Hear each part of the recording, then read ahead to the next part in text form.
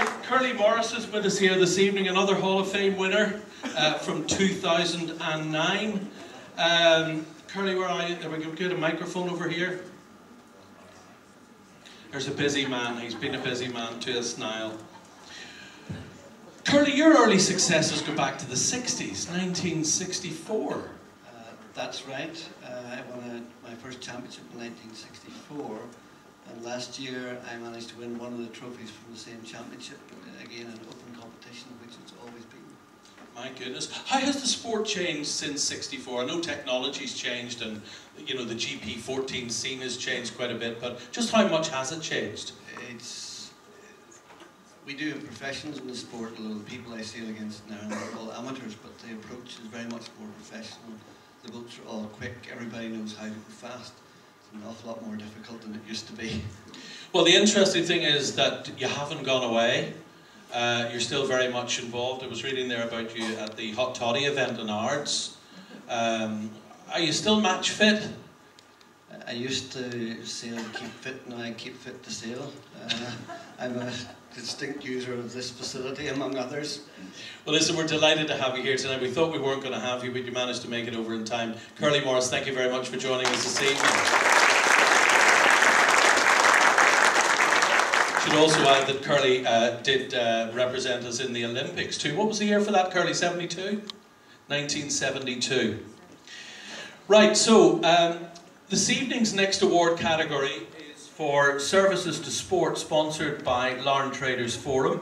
The format of this award is slightly different to our other awards this evening, so we don't have a list of nominees to present, but very shortly we will unveil this year's winner, who's been selected from a list of all those nominated for the particular award over the last 9 years. So let me tell you something about this person.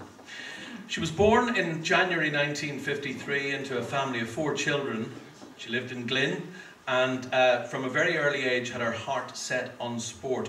She had 2 brothers and a sister and attended the local Glynn Primary School and then later Larne Grammar.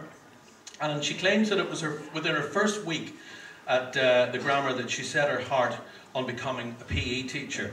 She then went to Stranmillis Teacher Training College in Belfast before securing her first teaching post at Larne Technical College, where she taught PE before college restructuring eventually took her to Newton Abbey. Her love of sport spilled way beyond her day as she became heavily involved in providing others with opportunities in sport.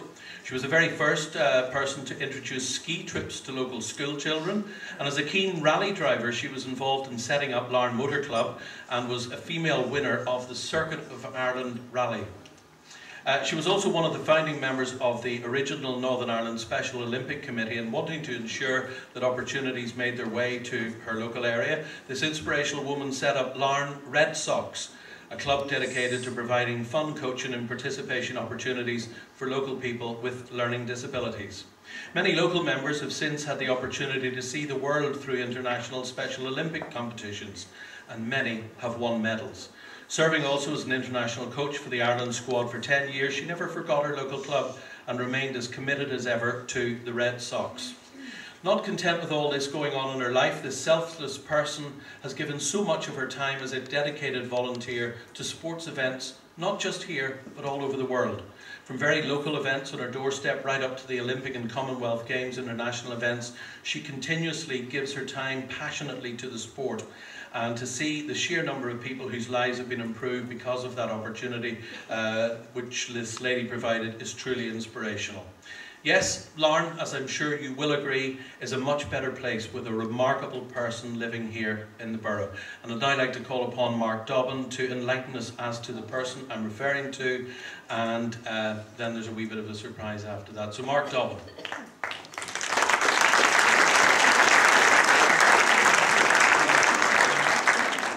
That's called a microphone, Mark. Have you ever used one before? Never used one before.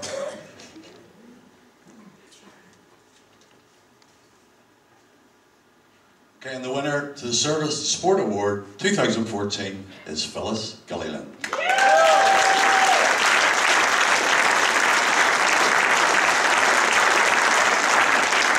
Now, unfortunately, Phyllis can't be with us this evening to accept her award as she is skiing. But we did organise a video acceptance for this award a few weeks ago, and we're now going to show that. So, ladies and gentlemen, Phyllis Gilliland in conversation with our mayor. So, Phyllis, we're here this morning in the Mayor's Parlour. You may not know, but I'm here this morning to present you with an award, because on the night of our Sports Awards you won't be available.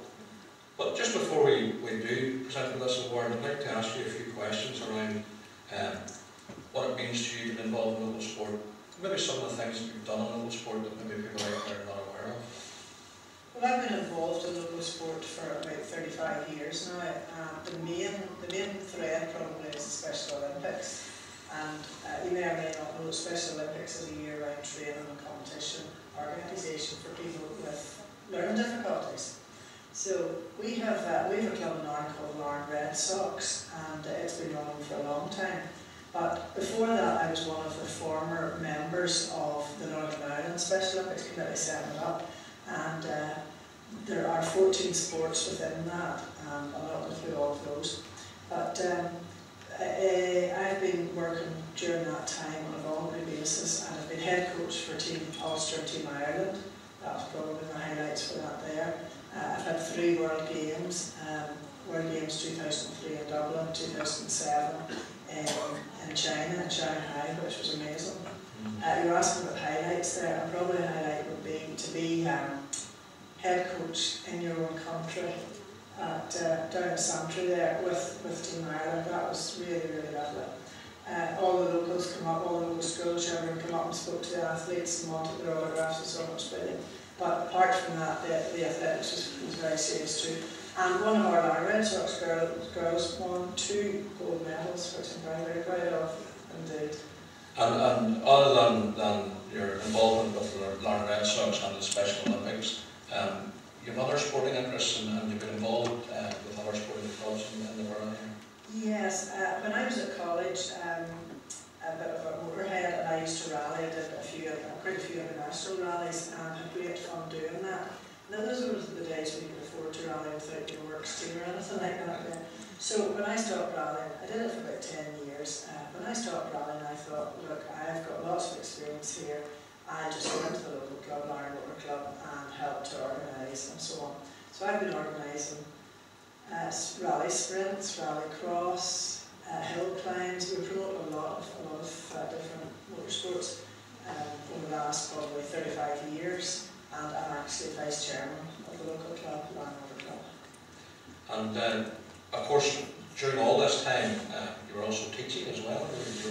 Well, I was lucky enough when I came out of Stranraer to get a job in Larne Tech, as they call it in those days. So I've always been teaching in Larne Tech, or got moved to Newton Abbey whenever the Tech closed here.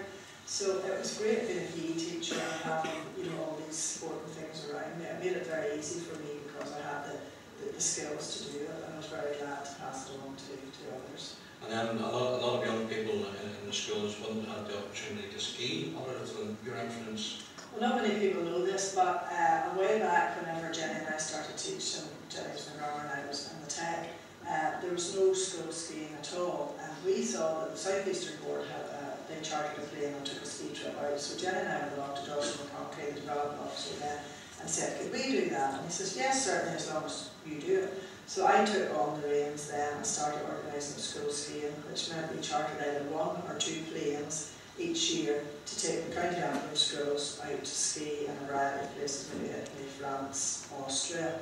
And that went on for a good few years until all the schools learned how to run their own ski trip. And all the schools were running their own ski trips to this day. So I'm very, very happy about that. And I'm still skiing too. And the reason that I'm not at the awards ceremony is I'm in Bulgaria. There's a women's downhill, FIS downhill race. And I'll be out skiing and watching that as well. Excellent. And Phyllis, apart from all these sporting activities you've been involved in, I know that you were at London Olympics as a volunteer, and you've been volunteering in a number of things. Do you want to speak a little bit about your volunteering experience? Maybe about London. That was great. I applied to go to London, and because I was a PE teacher and an athletics coach and stuff like this here, I was put on the track set-up team, which was really very nice for me. And we spent a year training for that, and during the Olympics it was absolutely great. It was right there, all the races. I did the hurdles, the starting blocks. One morning I got the long jump ready. Another day I was working remote for the little van that takes the implements back, i.e. the shot, not the shot, it comes back on YouTube, the discus and javelin. It was great. I met a lot of volunteers there who I'm still friendly with. Then 2 weeks' time was the Paralympics, worked at the Paralympics, and it was amazing. So glad that the Paralympics raised the profile of people with physical difficulties, that is. I work with learning difficulties, but that's with physical difficulties. And one of my greatest days there was watching young Michael McKillop winning his 2 gold medals. It really brought tears to my eye.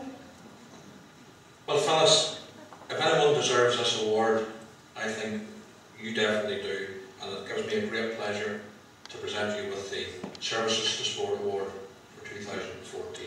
Thank you very much indeed.